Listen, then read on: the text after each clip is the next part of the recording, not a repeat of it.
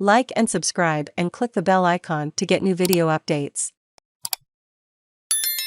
NSW and Victoria drop home isolation requirements as COVID cases continue to increase. Australia's most populous states have recorded more than 20,000 new COVID-19 cases and 29 virus-related deaths as restrictions are eased around the country.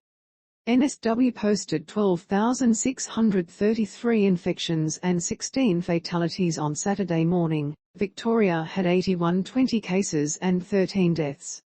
7-day isolation for close contacts ended in the two southern East Coast states on Friday evening, while Queensland will soften quarantine and scrap it entirely for unvaccinated international arrivals next Thursday. For more health and well-being related news and videos, check out Health and Wellbeing in the ACT. Household contact quarantine rules will be ditched after Anzac Day.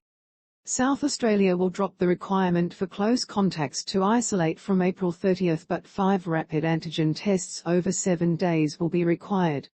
Residents will also need to wear masks outside the home, are banned from high-risk settings like aged care centres, and must inform employers and schools of their status.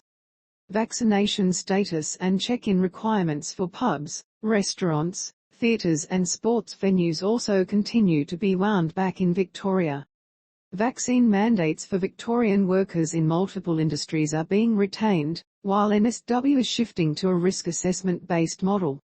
The change means household contacts of positive cases will no longer need to isolate at home for 7 days, so long as they continue to test negative. They should still work from home where possible and avoid high-risk settings. The Australian Health Protection Principal Committee says it would be appropriate to drop some stricter restrictions once the current wave of infections has peaked. However, authorities also warn infection rates may spike as restrictions ease. Omicron cases are plateauing in NSW, with a steady decline in overall infections in young people. The health surveillance report for the week ending April 16 also shows unvaccinated NSW residents are still overrepresented in hospital admissions. Opposition leader Anthony Albanese will continue his election campaign from isolation after testing positive to COVID-19 on Thursday. West Australian Premier Mark McGowan has also tested positive while in quarantine as a close contact of a family member.